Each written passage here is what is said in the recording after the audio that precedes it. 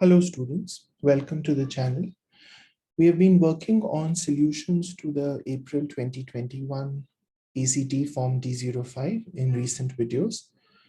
In today's video, we discuss the third passage of the reading section, the humanities passage. This passage is from the book Apollo's Angels, A History of Ballet by Jennifer Homans. I never thought of ballet as anything but contemporary, a here and now art. Even the oldest of ballets are of necessity performed by young people and take on the look of their generation. Besides, unlike theater or music, ballet has no texts and no standardized notation, no scripts or scores, and only the most scattered written records. It is unconstrained by tradition and the past. Choreographer George Balanchine encouraged this idea. In countless interviews, he explained that ballets are here and gone, like flowers or butterflies, and that dance is an ephemeral art of the present, carpe diem. The point he seemed to be saying was not to bring back old musty dances such as Swan Lake, it was to make it new. For the dancers, however, this was a paradoxical injunction. History was all around us, in our teachers and the dances, but also in Balanchine's own ballets, many of which were suffused with memories and a romantic ethos. But we nonetheless made a cult of never looking back, of setting our sights resolutely on the present. So here we learn that the narrator, Jennifer Homans, is a ballet artist herself, and she is speaking of her experiences as a ballet dancer and the tension between representing the past versus representing the present in ballet. Because it is an intense dance form, because it has exacting standards, it is performed by young people. And that means that it always speaks to the present in a way, because the young bring their own sensibilities to whatever they are performing. But at the same time, it also has a history, right? It has a history that goes back to old classes like the Swan Lake, as well as old masters like Balanchine, who himself believes that it should always be made new, but who brings a certain ethos to the art form, right? So that tension is what the first paragraph talks about. And yet it is because ballet has no fixed texts, because it is an oral and physical tradition, a storytelling art passed on, like Homer's epics from person to person, that it is more and not less rooted in the past. For it does have texts, even if these are not written down. Dancers are required to master steps and variations, rituals and practices. These may change or shift over time, but the process of learning, performing, and passing them on remains deeply conservative. When an older dancer shows a step or a variation to a younger dancer, the ethics of the profession mandate strict obedience and respect. Both parties rightly believe that a form of superior knowledge is passing between them. I never for a moment, for example, questioned the steps or style Alexandra Danilova conveyed when she taught us variations from the Sleeping Beauty. We clung to her every movement. The teachings of the master are revered for their beauty and logic, but also because they are the only connection the younger dancer has to the past, and she knows it. It is these relationships, the bonds between master and student, that bridge the centuries and give ballet its foothold in the past. So in this paragraph, the author explores that theme further, the theme of this tension between the old and the new, by bringing up a point that she spoke of in the first paragraph, the idea that ballet is different from other art forms because it does not have a codified text or codified structures as music does, for example. And while that may indicate that this frees ballet from conservatism, from the need to look to the past, it actually does the opposite. Because it is through the dancer, through the master, that those movements are translated and taught to the young. And so the author speaks of her own experiences of clinging, of learning very closely the steps of her dance teacher, her ballet teacher, because those steps were the only way that, she could understand how this ballet was performed and what was the cultural and historical significance of this art form. So the fact that it does not have a codified form in fact accentuates or brings out the need for a connection to the past. Ballet then is an art of memory, not history. No wonder dancers obsessively memorize everything: steps, gestures, combinations, variations, whole ballets. It is difficult to overstate this. Memory is central to the art, and dancers are trained, as the ballerina Natalia Makarova once put it, to eat dances, to ingest them and make them part of who they are. These are physical memories. When dancers know a dance, they know it in their muscles and bones. Recall is essential and brings back not just the steps, but also the gestures and feel of the movement, the perfume, as Danilova said, of the dance and the older dancer.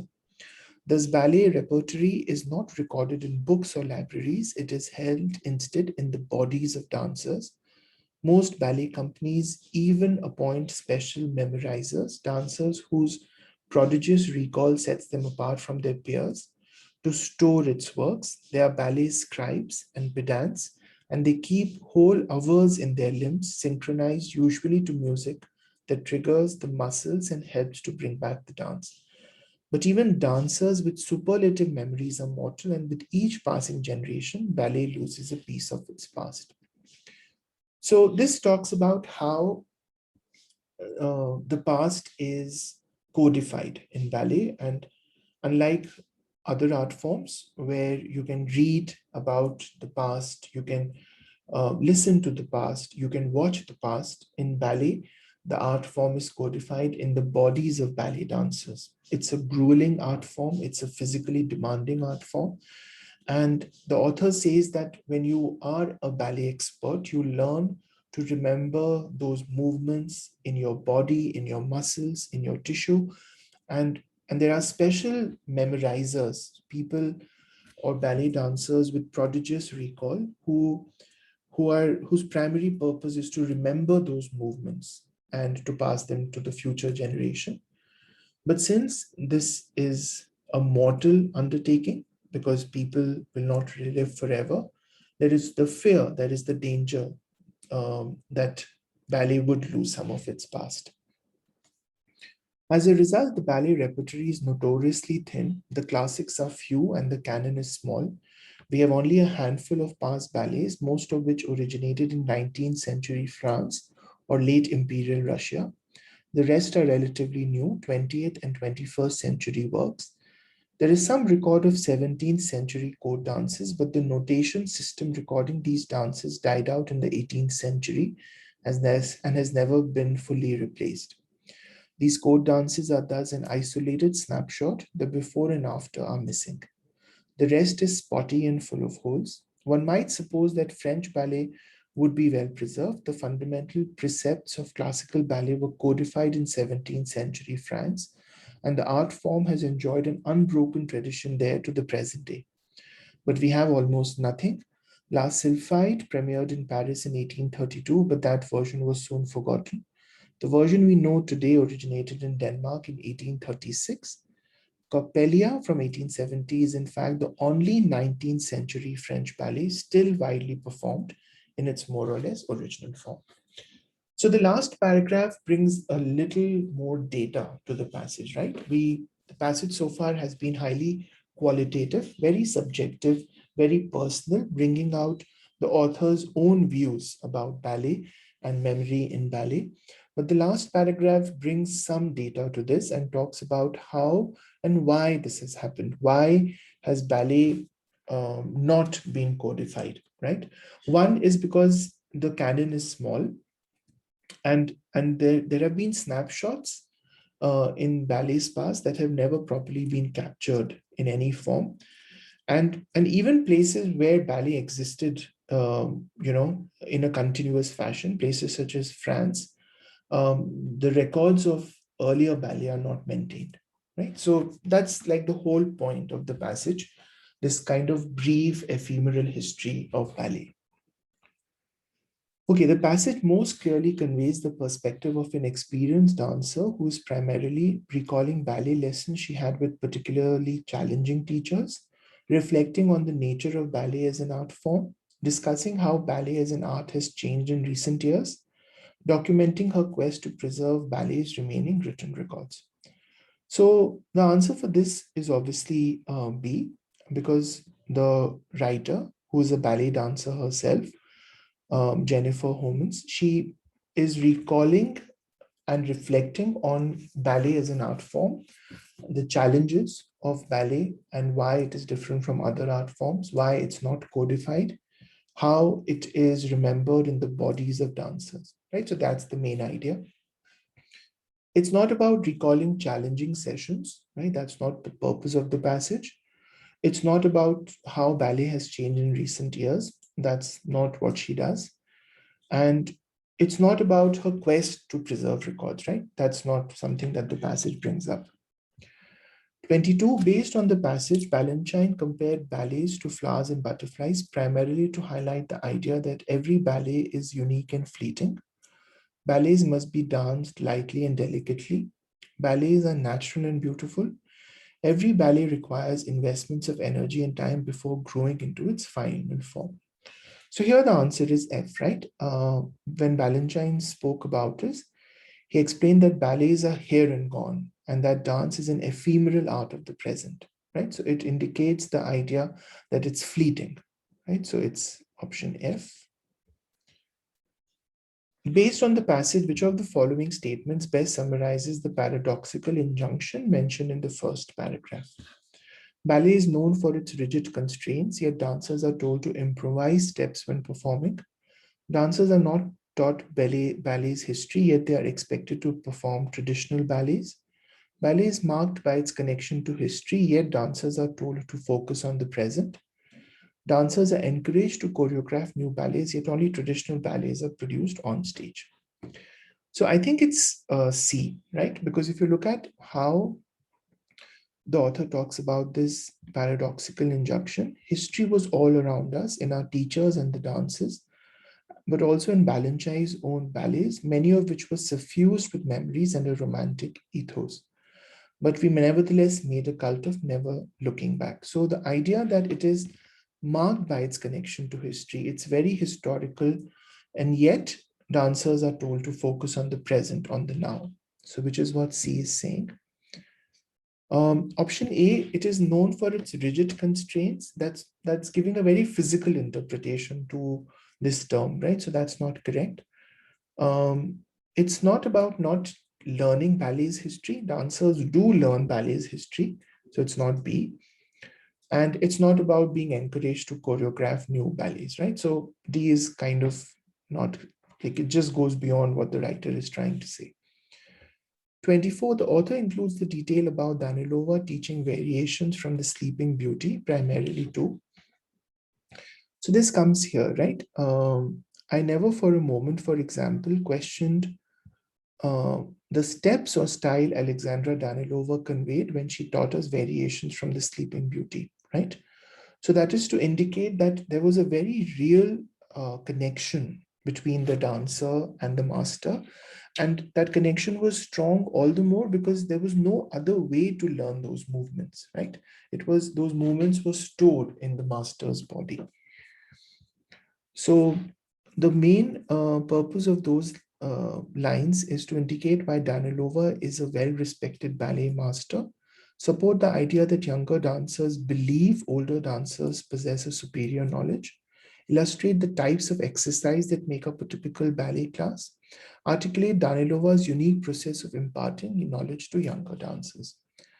So it is G, right? Because the author is giving this as an example to show that the younger dancers need to be, even though ballet is not codified, the younger dancers need to be immersed in history in the past, because it is the older dancers who have this stock of superior knowledge that they pass down to the younger dancers.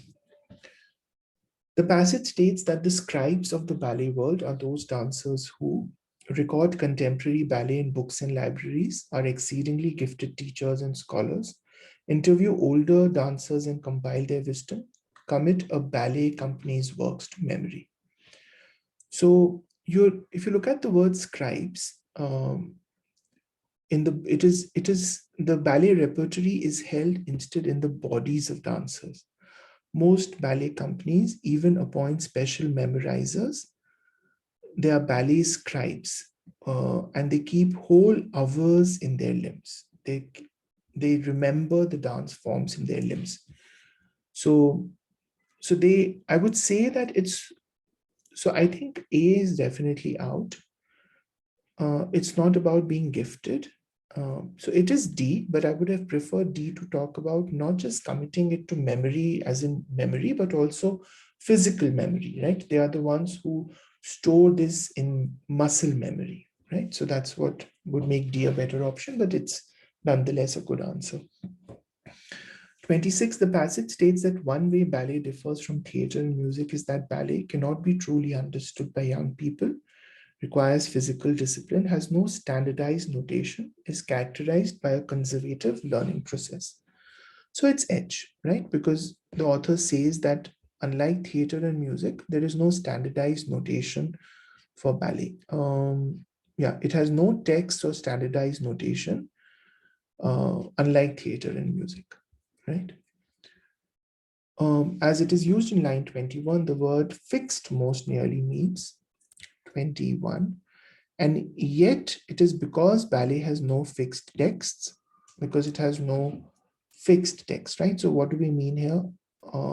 Established. It does not have any established texts, which is why ballet, the connection between the past and the present has to be maintained, all the more because it does not have an established text.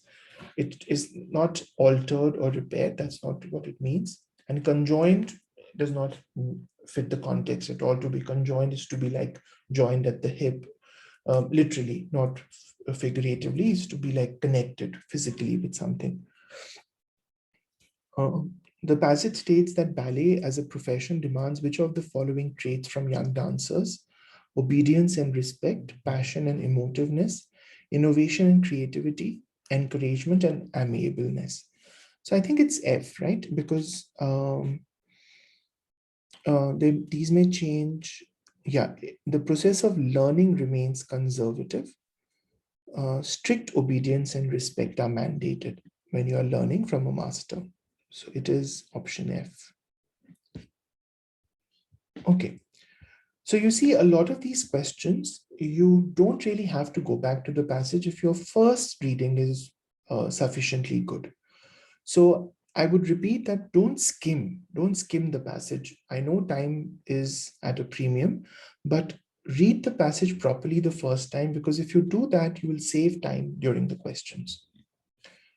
29, as it is presented in the passage, the perfume of a dance refers mainly to the gestures and feel of the dancer's movement, expressions and sense used by the older dancer, guidance and correction from the older dancer, actual steps in the dance's choreography.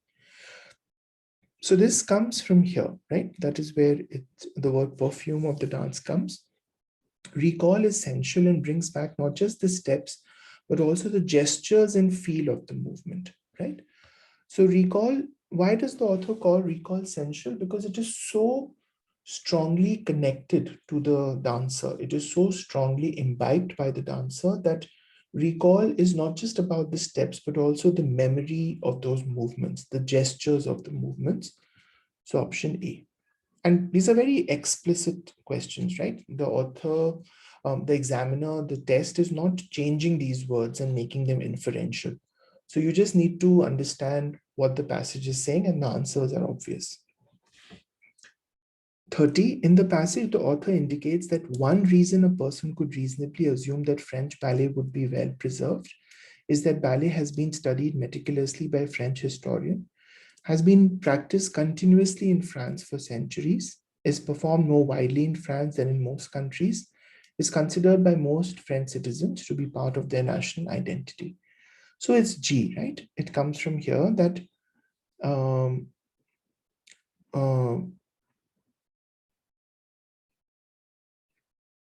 Yeah, France, though one might suppose that French ballet would be well preserved. France and the art form has enjoyed an unbroken tradition. Um, uh, and the art form has enjoyed an unbroken tradition. So one would imagine that because France has had an unbroken tradition, the form would be codified in some respect there, but it is not. So it's G. Okay, so that was 21 to 30. Let's grade this. Yeah, okay, I have the answers with me here. Right. BFCGD, BFCGD, HDFAG, HDFAG. Okay, so we got all correct. Hope this exercise was useful. If it was, hit like and subscribe to the channel.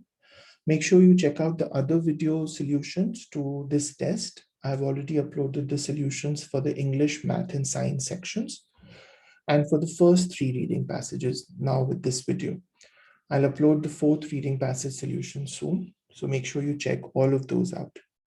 I'll see you guys then. Take care. Bye-bye.